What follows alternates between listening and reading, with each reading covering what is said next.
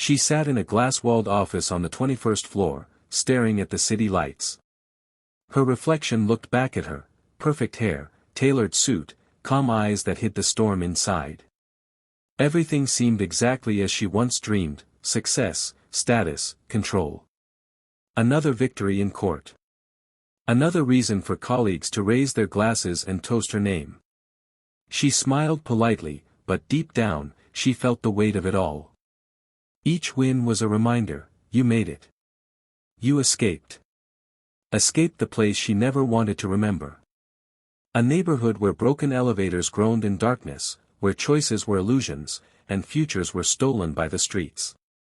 She swore no one would ever know she was from there. Then came the knock on the door. The partner stepped in, confident as ever. "I've got something interesting for you," he said, sliding a folder onto the desk. "A criminal case. Assault and robbery. The defendant claims he's innocent, but the evidence is solid. Think you're up for the challenge?" She opened the folder. And froze. The name on the first page cut like a blade. Familiar. Too familiar. The man accused of this crime came from the same world she fought to bury. The same streets. The same silence. "If you pull this off," the partner added, "you'll have your seat at the table." Partner track. Big leagues. She nodded. She couldn't refuse. Not without raising questions. But inside, fear stirred like a shadow from the past. Later, in her car, she scanned the case files. An assault in a dim stairwell. A stolen phone.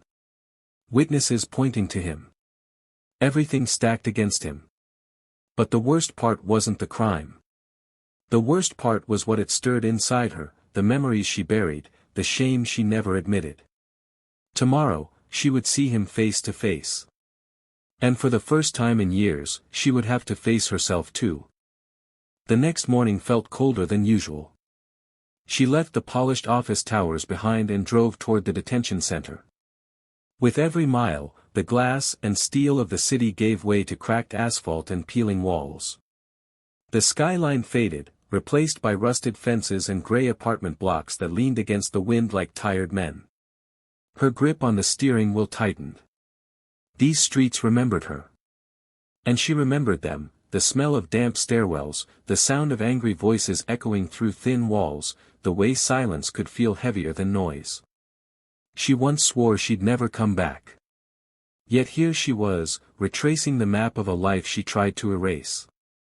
At a red light, she glanced at a playground. The swings creaked in the wind, just as they did years ago. For a moment, she saw herself, a skinny kid with patched clothes, pretending not to care when others laughed. Pretending not to hear the whispers: "She'll never make it out." The light turned green. She drove on. The detention center loomed ahead, gray and unforgiving. The guard checked her ID and waved her through. Inside, the air was heavy, tasting of metal and old paint. She followed the officer down a narrow corridor, each step echoing like a verdict. And then, there he was. Sitting behind the glass, in a plain jumpsuit, hands folded on the table. He looked younger than she expected, but his eyes carried the same weight she remembered from those streets. A mix of defiance and exhaustion. The look of someone who's learned that life doesn't play fair. She sat down. The phone on the wall was cold in her hand. "They told me you'd come," he said, voice low, almost cautious. "So, you're the lawyer?" She hesitated. "Yes." Silence stretched between them, thick with unspoken things. "I didn't do what they say," he said, meeting her gaze. "But that doesn't matter, does it? People like me, we're guilty before we even open our mouths." His words hit harder than she expected. She'd spent years proving herself to people who thought the same about her. She wanted to tell him she understood. But she couldn't. Not yet. "We'll talk about the case," she said quietly. "Everything you can remember." As he spoke, she listened. About where he was that night. About the alibi no one believed. About witnesses who suddenly changed their stories. The puzzle was already forming in her mind, and something about it didn't fit. When the guard came to end the visit, she stood slowly. He looked at her one last time. "Doesn't matter what I say," he murmured. "You'll see what you want to see." She walked out, the words echoing in her head. Do I see him? Or do I see the world's judgment through my own eyes? Outside, the wind bit her face. For the first time in years, the past wasn't just behind her. It was walking beside her. She spent the afternoon buried in files. Pages of witness statements. Photos of bruises and broken glass. The pieces should have formed a clear picture, but they didn't. The timeline felt wrong. The testimonies didn't match. And the security footage? It was too clean, almost curated. She had seen chaos before. Real chaos wasn't neat. Her phone buzzed. A message from the firm's group chat: "Big case for our rising star. Bring us another win." Winking face. She stared at the words until they blurred. Rising star. Bright future. Partner track. The kind of success people from her world weren't supposed to touch. Later, in the lounge, two colleagues were laughing over coffee. "Heard she's defending some guy from the slums," one of them smirked. "Of course he says he's innocent," the other replied. "They always do."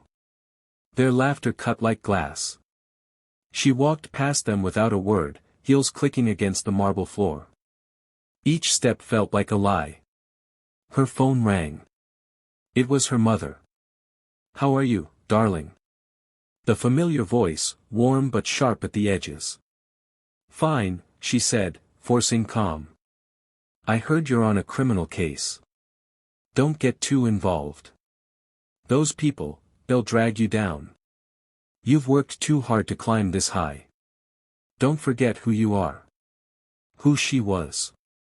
Or who she was pretending to be. The question burned as she hung up. That night, she drove home through the city lights, but they didn't comfort her the way they used to. Her reflection in the rearview mirror looked perfect. Too perfect.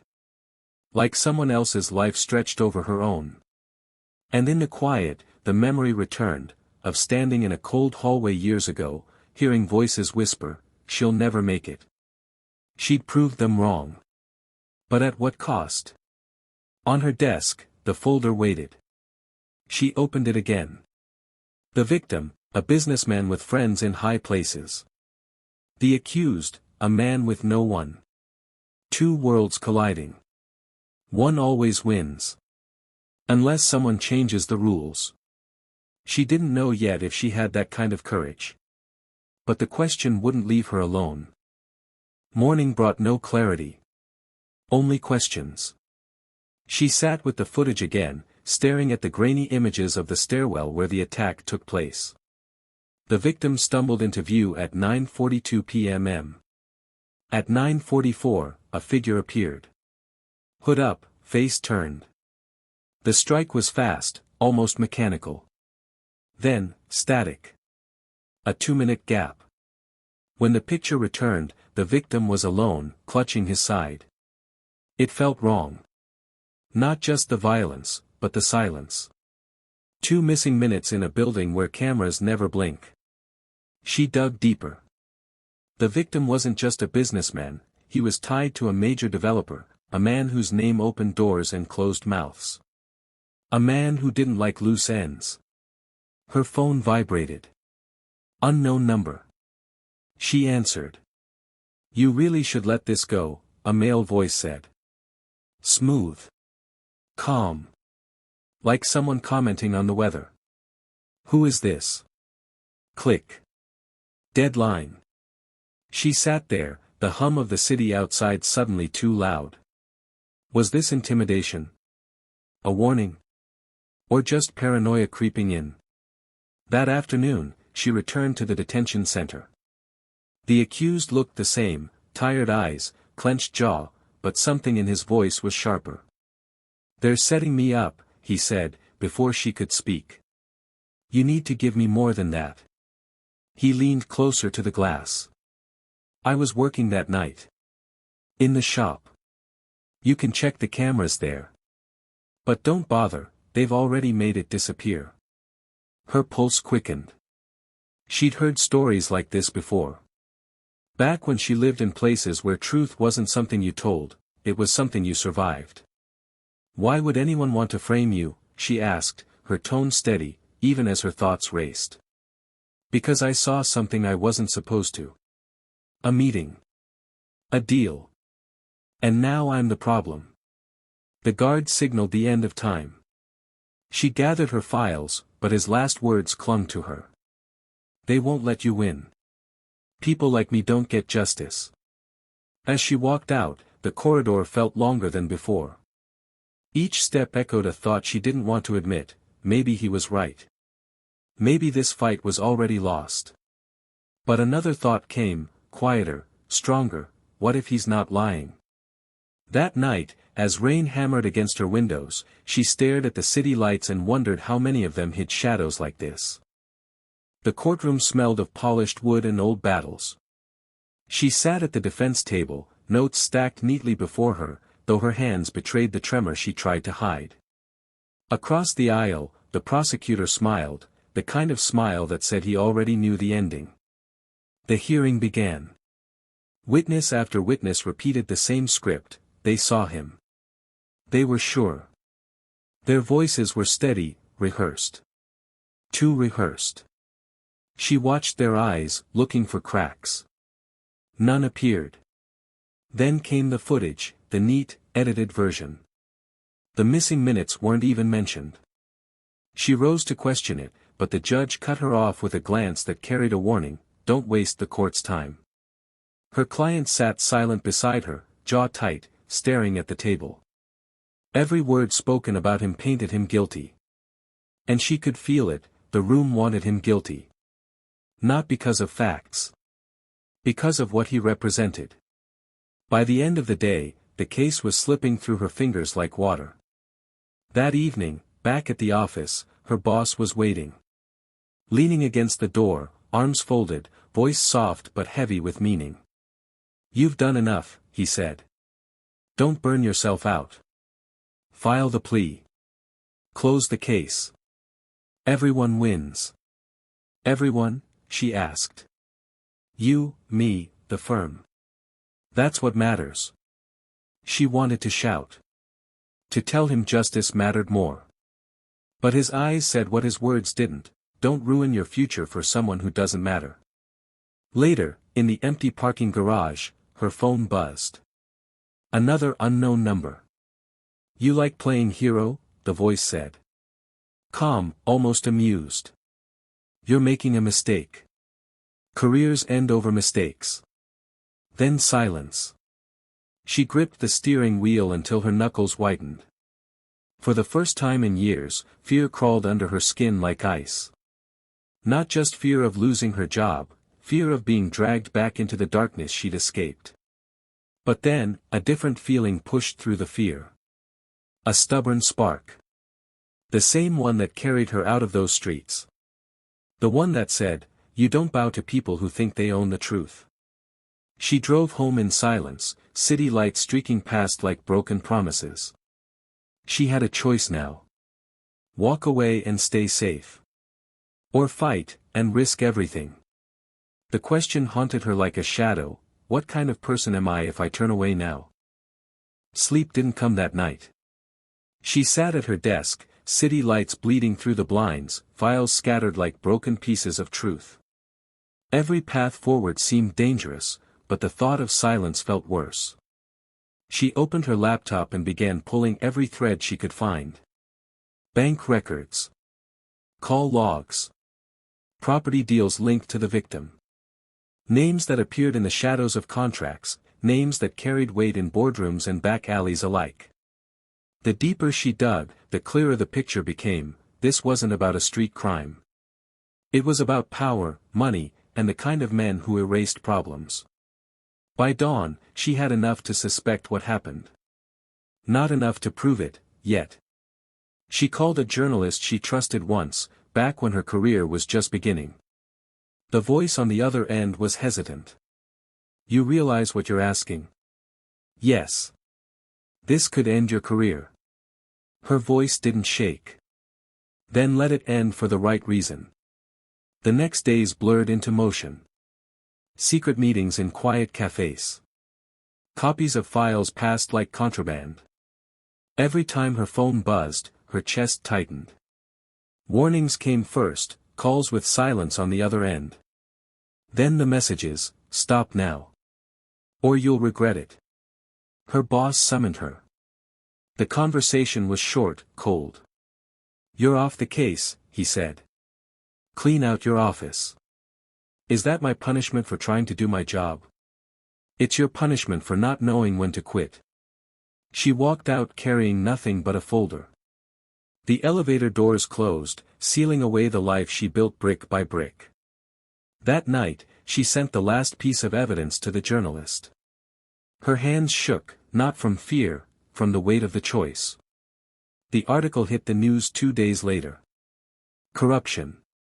Witness tampering. Deals buried under layers of lies. It didn't name names, not yet, but it was enough to make headlines. Enough to make people ask questions. By then, it was too late to undo what she started. The threat stopped coming. Which was worse? Silence can be louder than words. She stood by the window of her apartment, watching the city pulse under the rain. No job. No safety net. Just the sound of her heartbeat and the question that would follow her forever. Was it worth it? And then her phone buzzed. A single message from an unknown number. "Thank you." No name. No promise of safety. Just 2 words. And somehow, that was enough. The courtroom felt different this time. Lighter, somehow. The headlines had done their work, raised enough doubt to pull the case apart. The judge's voice was calm, almost indifferent as he spoke the words. Charges dismissed. Lack of credible evidence. Just like that, it was over. He walked out in silence, escorted by guards until the last door opened to the street. No applause. No celebration. Just a thin slice of freedom carved out of a world that tried to crush him. She stood across the steps, rain misting the air, watching him breathe it in.